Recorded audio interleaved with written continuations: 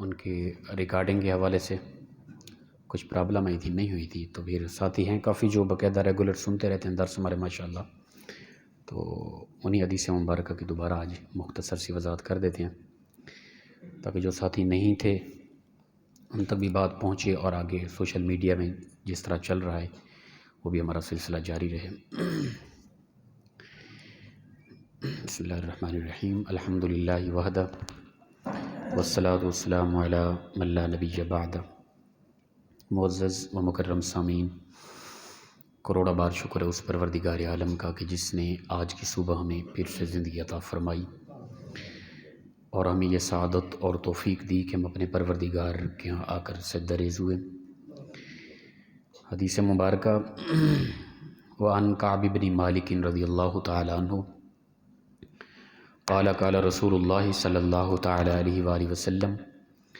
من طلب العلم لیجاری به العلماء او لیماری به السفہاء او یصرف به وجوہ الناس الیہ ادخلہ اللہ النار۔ حضرت کعب بن مالک رضی اللہ تعالیٰ عنہ سے روایت ہے، فرماتے ہیں کہ فرمایا رسول اللہ صلی اللہ تعالیٰ علیہ وآلہ وسلم نے، من طلب العلم، جس کسی نے بھی علم طلب کیا، علم حاصل کیا، اس نیت سے لیجاری به العلماء، تاکہ وہ علماء سے مقابلہ کرے گا، اس نیت سے اس نے علم حاصل کیا تاکہ وہ علماء سے مقابلہ کرے گا، او لیماری به السفہاء، یا ان پڑھ لوگوں کے ساتھ وہ جھگڑا کرے گا علم کی بنیاد پہ، اس لیے اس نے علم حاصل کیا۔ اور تیسری بات، او یصرف به وجوہ الناس، یا لوگوں کی توجہ اپنی طرف وہ کرے گا علم کی بنیاد پہ، اس لیے اس نے علم حاصل کیا۔ ان تین وجوہات پر اس نے اگر علم حاصل کیا تو ایسے بندے کے متعلق فرمایا کہ ادخلہ اللہ النار، اللہ ایسے بندے کو آگ کے اندر داخل فرما دے گا۔ علم کی اگر بنیادی وجوہات اور مقصد اس کی یہی ہیں کہ وہ علم حاصل کر رہا ہے کہ وہ علماء سے مقابلہ کرے گا یا نہ جاننے والوں لوگوں کے ساتھ جھگڑا کرے گا یا لوگوں کی توجہ اپنی طرف کرے گا، تو ایسا بندہ، اس کا یہ طلب کیا ہوا علم جو ہے، اس علم کی وجہ سے، اس طلب علم کی وجہ سے اللہ تعالیٰ اس کو جہنم کے اندر داخل فرما دے گا۔ علم کی بنیادی وجوہات اور بنیادی مقاصد اگر یہ ہوئے تو پھر انسان کو یہ علم آخرت کے اندر انسان کے لیے ذریعہ اب نجات نہیں بنے گا، بلکہ انسان کے لیے یہ ایک ذلت کا ذریعہ بنے گا اور انسان کے لیے پریشانی ہوگی۔ ہمارے ہاں یہ ہوتا ہے، ہمارے عوام الناس کے اندر بھی، اور ہمارے بعض وہ ساتھی جو ممبروں پہ بیٹھ کے دین کا درس دیتے ہیں، دین کی بات کرتے ہیں، لوگوں کو اللہ کے اور اس کے رسول کے احکام سناتے ہیں، ہمارے ہاں بھی زیادہ تر یہ چیز پائی جاتی ہے کہ ہماری مناظرانہ طبیعت ہوتی ہے کہ ہم علماء سے بحث کریں، کسی کی اصلاح نہیں چاہتے، بس صرف علماء سے مقابلہ کرنا اور ان پڑھ لوگ جو نہیں جانتے ان کے ساتھ جھگڑا کرنا ہماری بھی یہاں اکثر نیت پائی جاتی ہے۔ میں اپنی فیلڈ کے لوگوں کی خاص طور پہ اس وقت بات کر رہا ہوں، ہمارے ہاں یہ چیز اکثریت پائی جاتی ہے۔ کئی ہیں ایسے لوگ سامنے بھی آئے جن کی طبیعت ہوتی ہے کہ بس مقابلہ، مناظرہ علماء کے ساتھ، عوام الناس کے ساتھ جھگڑا کرنا، یا پھر اپنے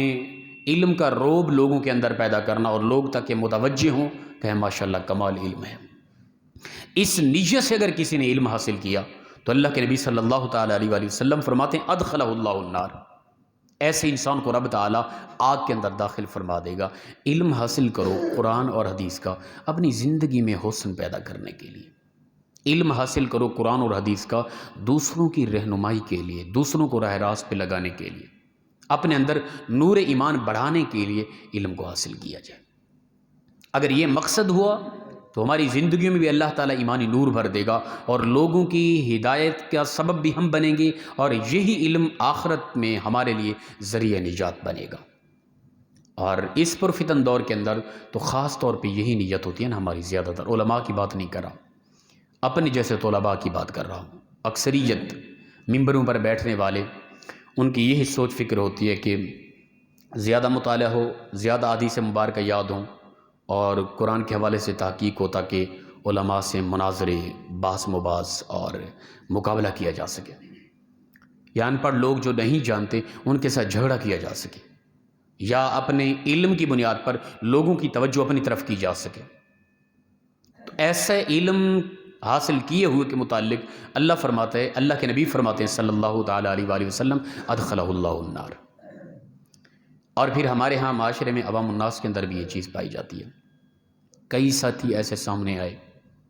جی حضرت ہمیں تو فلاں فلاں ماشاء اللہ اتنا حدیث سے یاد ہیں، ہم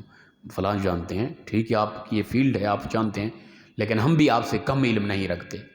یہ لفظ باقاعدہ کہے گئے، کیا مطلب ہے اس کا؟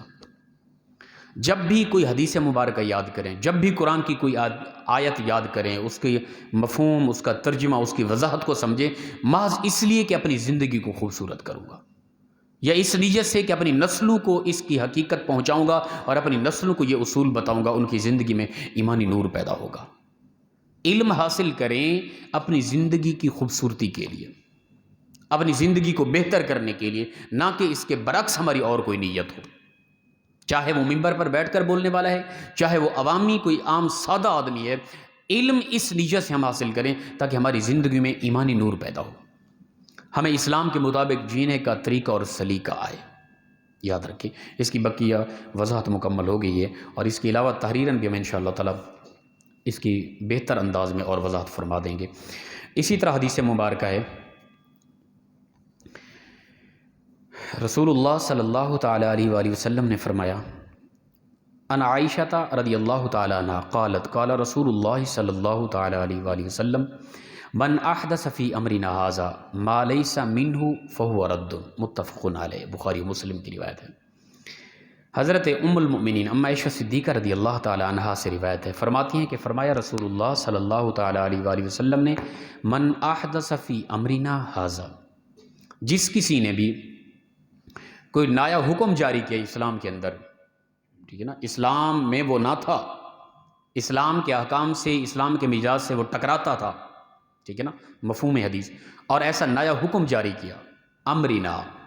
کوئی لازم چیز کر دی، امر کہتے ہیں کہ لازمی چیز کو، ٹھیک ہے نا، کوئی چیز لازم کر دی تو ما لیس منہ فہو رد، فرمایا وہ اسلام میں نہ تھی، کوئی لازم چیز بعد میں کر دی، فرمایا وہ چیز مردود ہے، وہ انسان مردود ہے، اس کی بات کو رد کر دیا جائے گا۔ اسلام میں حجت کیا ہے ہمارے پاس؟ قرآن اور حدیث۔ کوئی بھی بندہ آ کے اسلام کے اندر نیا حکم جاری کر رہا ہے، اسلام الیوم اکملت لکم دینکم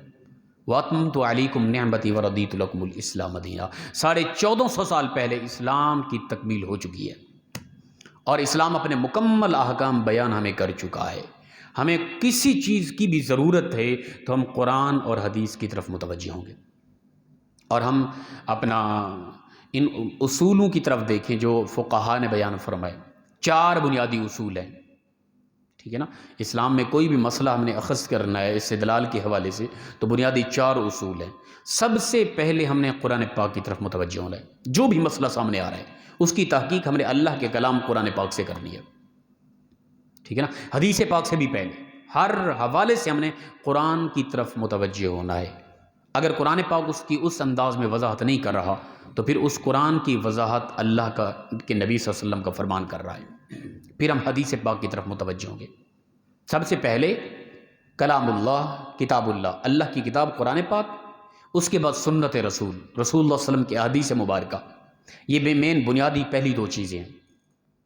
جب بھی کوئی استدلال کریں گے، کوئی مسئلہ اخذ کریں گے، کسی مسئلے کی تحقیق چاہیں گے، سب سے پہلے قرآن،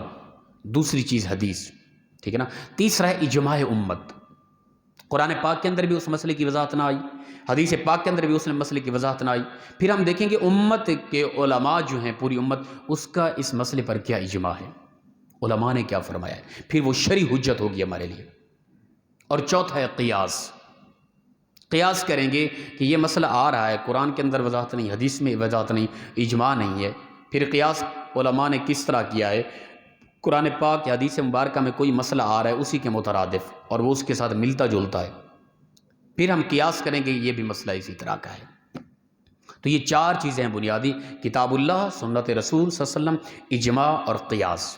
ان 4 چیزوں سے شرعی مسئلے کو اخذ کیا جائے گا۔ اگر اس کے علاوہ کوئی ذاتی اپنی طبیعت، اپنی ذاتی رائے، اپنی ذاتی سوچ فکر کو سامنے رکھتا ہے اور اسلام سے ٹکرانے والا کوئی حکم جاری کرتا ہے، وہ جتنا بھی بڑا آدمی اس حکم کو رد کر دیا جائے گا۔ کسی کی اس حوالے سے کوئی بات نہیں مانی جائے گی۔ ہمارے پاس حجت قرآن اور حدیث ہے، شرعی حجت یاد رکھیں، اور قرآن و حدیث سے نہیں مل رہا، پھر فقہا کی طرف، اجماع کی طرف دیکھیں گے، قیاس کی طرف دیکھیں گے۔ ہمارے یہاں ہیں فضائل کے حوالے سے کئی ایسی روایات اور رسول اللہ صلی اللہ علیہ وسلم کی طرف منسوب کی جاتی ہیں، بھئی یہ حدیث پاک ہے، حالانکہ ایسا ہوتا نہیں ہے۔ کچھ صبح کے اپنا تہجد کے نوافل کی فضائل میں بھی کچھ من گھڑت حدیث مبارکہ آ گئی ہیں۔ فضیلت کے انکار نہیں، بہت فضیلت آئی ہے، لیکن کچھ روایات ایسی صوفیاء کی طرف منسوب کر کے کہ فلاں فلاں نے بیان کیا اور ان کو حدیث کہا گیا، کئی ایسی جھوٹی روایات آئی ہیں۔ اور پھر اس طرح آ رہا ہوتا ہے کہ رمضان کی پہلے مبارکباد دی جا رہی ہوتی ہے کہ یہ حدیث پاک ہے، رسول اللہ صلی اللہ علیہ وسلم نے فرمایا جو پہلے مبارکباد دے گا اس کے لیے فلاں فلاں خوشخبری، یہ من گھڑت باتیں ہیں، ایسی کہیں بھی کوئی اس طرح کی روایت نہیں ہے۔ پھر آ رہا ہوتا ہے کہ یہ فلاں کسی نے مدینہ میں خواب دیکھا، رسول اللہ صلی اللہ علیہ وسلم خواب میں آئے، آپ نے فرمایا کہ میری امت کو کہہ دو کہ میری امت کے لوگوں نماز پڑھو، ان قریب قیامت آنے والی ہے۔ تو جو اس میسج کو آگے اتنا لوگوں تک شیئر کرے گا اس کو یہ خوشخبری ملے گی، اگر کوئی نہیں کرے گا، اس کو ڈیلیٹ کر دے گا تو اتنا دنوں کے اندر اس کو کوئی پریشانی آئے گی۔ اور پھر یہ آزمایا گیا ہے، اتنے لوگوں نے کیا ہے، ان کو فلاں فلاں حاصل ہوا ہے، اور کچھ لوگوں نے ڈیلیٹ کر دیا، ان کا یہ نقصان ہوا ہے۔ یہ اسلام کے اندر وہ احکام پیدا کیے جا رہے ہیں جو مردود ہیں، اور جو لوگ کر رہے ہیں وہ بھی مردود ہے، اور ان کے ان احکام کو رد کر دیا جائے۔ اب کوئی اس نیت سے لازم سمجھ کے اس کو کر رہا ہے نا، وہ بدعتی ہے، وہ گمراہ ہے، اور وہ ضلالت میں مبتلا ہے، ایسا انسان مردود ہے۔ یہ اللہ کے نبی صلی اللہ علیہ وسلم کا فرمان کہہ رہا ہے، یاد رکھیں۔ کبھی بھی اس طرح کی چیز، میں کہتا ہوں کہ اب یہ کئی میسج ساتھیوں نے بھی بعد میں ہمیں کیا ہے کچھ عرصہ پہلے، وہ خاتون کی آواز، اس کی وضاحت پہلے کر چکے ہیں۔ خاتون ہے، وہ بیان کر رہی ہے کہ کسی نے خواب میں دیکھا رسول اللہ صلی اللہ علیہ وسلم نے فرمایا میری امت کو کہو نماز پڑھے۔ بھئی 750 مرتبہ قرآن کے اندر نماز کا تذکر آیا، اس کی ویلیو ختم ہو گئی۔ اس خاتون وہ کون ہے، کس طرح کی ہے؟ عورت کی آواز بھی مطلق جو جائز نہیں مرد کے لیے، غیر محرم کے لیے، اس کی آواز سے بتایا جا رہا ہے کہ یہ رسول اللہ صلی اللہ علیہ وسلم کسی کے خواب میں ہے۔ اب وہ 750 مرتبہ قرآن کے اندر تذکرہ اور ذخیرہ حدیث بھرا پڑا ہے نماز کی فضیلت کے متعلق، ان کی کوئی ویلیو نہیں رہی۔ اب امت کے اندر اس خواب کی ویلیو ہوگی، پتہ نہیں کس نے دیکھا، رسول اللہ صلی اللہ علیہ وسلم نے کہا، اب اس کو آگے پھیلاؤ، قرآن کی وہ آیات، وہ حدیثیں، ان کی کوئی ویلیو نہیں رہی۔ اس قدر کم ظرفی، اس قدر کم عقلی، اور پھر اس کو آگے شیئر کیا جا رہا ہوتا ہے۔ کیا وہ قرآن کی 750 آیات وہ اہمیت نہیں رکھتی؟ اس سے زیادہ پختہ دلیل ہمارے ہاں وہ خواب کسی نے جو دیکھا اور رسول اللہ صلی اللہ علیہ وسلم ان کے خواب میں آئے، اور وہ خاص دلیل بن گئی ہے۔ اب امت وہ خواب سن کے نماز کی طرف متوجہ ہو جائے گی کیا؟ یا رسول اللہ صلی اللہ علیہ وسلم ساری زندگی رو رو کر فرمایا اے میری امت کے لوگوں نماز میری آنکھوں کی ٹھنڈک ہے؟ کیا وہ روایات اور ڈائریکٹلی رسول اللہ صلی اللہ علیہ وسلم کے جو فرامین ہم تک پہنچ رہے ہیں ان کی کوئی ویلیو نہیں ہے؟ تو اس طرح کی چیزوں کو آگے شیئر کیا جا رہا ہوتا ہے، پھر انتظار میں ہوتے ہیں 10 دنوں میں ہمیں کوئی خوشی ملنے والی ہے، نہ کیا تو پھر نقصان ہو جائے گا۔ یہ وہ چیزیں ہیں جو اسلام کے اندر اپنی طرف سے حکم جاری کیے جا رہے ہیں، اور اللہ کے نبی صلی اللہ تعالیٰ علیہ وآلہ وسلم فرماتے ہیں کہ جو کوئی بھی فی امرنا ھذا ما لیس منہ فہو رد، جو کوئی بھی اسلام کے اندر ایسی چیز کو رد اپنا لے کر آئے گا وہ بندہ مردود ہے، اس کے حق اس قول کو رد کر دیا جائے گا۔ تو ہم اپنے اندر جوان طبقہ خاص طور پہ اپنے اندر سوشل میڈیا پہ یہ دین کی اشاعت کرنے والے اس طرح ہم تھوڑا اپنے اندر سنجیدگی پیدا کریں، ٹھیک ہے نا؟ کچھ قرآن اور حدیث کی طرف خود بھی تحقیق کریں، ان خواب اسلام کی بنیاد کو ان خوابوں پر نہ رکھیں، اور یہ من گھڑت چیزوں پر نہ رکھیں۔ قرآن و حدیث کا خود مطالعہ کریں، سوشل میڈیا سے ہٹ کے،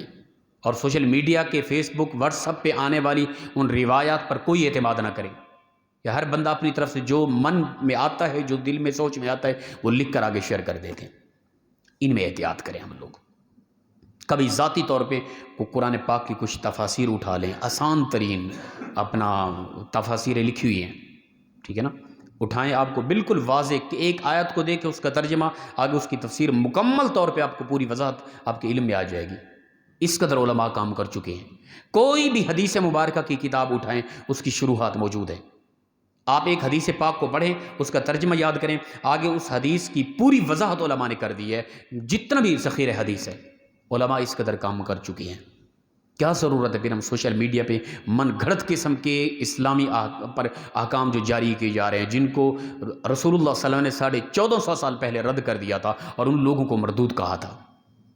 انہی کو فوقیت دیتے ہوئے ان کو آگے شیئر بھی کر رہے ہیں، پھر ہم ماشاءاللہ بڑے مجاہد بنے ہوتے ہیں کہ ہم دین کا کام کر رہے ہیں سوشل میڈیا پہ۔ ایسا نہ کریں، قرآن اور حدیث کی طرف متوجہ ہوں۔ ہمارے لیے اسلام کے اندر حجت قرآن اور حدیث ہے، کسی کا قول کوئی حجت نہیں ہے، کسی کا عمل کوئی حجت نہیں ہے، ٹھیک ہے نا۔ آج کل جو نظام چل پڑا ہے ہمارے ہاں، یہ پیر طبقہ نام نہیں یاد، ٹھیک ہے نا، انہوں نے بھی نظام بہت خراب کر رکھا ہے، اور اپنی طرف سے من گھڑت باتیں کر کے وہ فضائل کے حوالے سے جی یہ کرو یہ ہو جائے گا، یہ کرو یہ ہو جائے گا، اور ایسے طبقے کو قرآن و حدیث سے دور تک کوئی سروکار نہیں ہے، کسی چیز کا پتہ ہی نہیں ہے۔ پھر ہم ماشاءاللہ ہدیے بھی انہی کو، اپنا سارا پیار محبت ہی سب کچھ انہی کی طرف متوجہ ہوتے ہیں، دین کا کس قدر کام ہو رہا ہے کوئی خبر نہیں ہے اس معاملے کے اندر۔ تو خدا کے لیے ہم اللہ اور اس کے رسول کی طرف متوجہ ہوں، قرآن اور حدیث کی طرف متوجہ ہوں، اپنے اندر سنجیدگی پیدا کریں۔ بات کرنے والا بندہ کیا حیثیت رکھتا ہے، کیا مقام ہے علمی اس کا، وہ کتنا علم رکھتا ہے، کس قدر اس کا مطالعہ ہے، کس ادارے کا فاضل ہے، کیا کچھ وہ ہمیں بتاتا ہے، اس کے قربت سے، اس کے قریب ہونے سے ہمارے اندر علمی ذوق کتنا پیدا ہوا۔ وہ چاہے کوئی بھی ہے، ہمارا پیر و مرشد کہلانے والا ہے، جس کے ہم بیعت ہوئے ہیں، اسی کے متعلق توجہ کر کے دیکھ لیں، جو ہمارے پیر صاحب ہیں، اس پیر صاحب سے ہمیں اسلامی کتنا فائدہ پہنچا۔ ہم بزرگوں کے خلاف نہیں ہیں، ہم ان ایکٹر اور ڈرامے باز لوگوں کے خلاف ہیں، جو دین کا اور صوفیاء کا لبادہ اوڑھ کر محض کاروبار کر رہے ہیں، جو لوگ، ان کے متعلق ہم آپ کو آگاہ کرنا چاہتے ہیں۔ بھئی جس کے ہم بیعت ہوئے، جو ہر سال عرس کے نام پر ہدیے ہم سے بٹورتے ہیں، لیتے ہیں، ان کے قربت سے ہمارے اندر نور ایمان میں کتنا اضافہ ہوا، جو ان کے قریب ہونے سے ہمارے اندر دین کے علم کا ذوق کتنا بڑھا، یا ان کے قریب ہونے سے ہمارے ہاں کس قدر پہلے ہم بے نمازی تھے، اب کتنا نماز شروع کر دی ہم نے، قرآن پاک کی کس قدر تلاوت شروع کر دی ہم نے، یا ان کے قریب ہونے سے آئے روز جب بھی ملاقات ہوتی ہے کتنی وہ روایات بیان کرتے ہیں، کتنی حدیثیں سناتے ہیں، کتنی شرعی مسائل سے ہمیں آگاہ کرتے ہیں، یا کتنی نصیحت و وصیت ہمیں کرتے ہیں۔ اس طرف ہم نے لازماً توجہ کرنی ہے اور دیکھنا ہے کہ کون بندہ کن راہوں پر چل رہا ہے، کہاں پہ کھڑا ہے، اس کے بعد ہم نے اس کو اپنا زندگی کے حوالے سے کوئی معیار بنانا ہے، نہ کہ آنکھیں بند کر کے بس جی ہم تو بیعت ہو گئے نا، وہ جو چاہیں کہتے رہے، ہم تو بس آنکھیں بند کر کے ہم نے سر جھکا لیا، وہ اسلام کے خلاف ہے، کچھ بھی ہے، من گھڑت باتیں، ہمیں اسے سروکار نہیں، وہ ہمارے مرشد ہیں نا، ایسا نہ کریں۔ اللہ کے نبی صلی اللہ تعالیٰ علیہ وآلہ وسلم فرماتے ہیں، من احدث فی امرنا ھذا، جس کسی نے بھی اسلام کے اندر نیا حکم جاری کیا، وہ اسلام میں نہ تھا، تو ما لیس منہ فہو رد، ایسا انسان مردود ہے، اس قول کو، اس امر کو رد کر دیا جائے گا۔ اللہ پاک مخلصانہ انداز میں ہم سب کو عمل کی توفیق عطا فرمائے۔ وآخر دعوایا ان الحمد للہ رب العالمین۔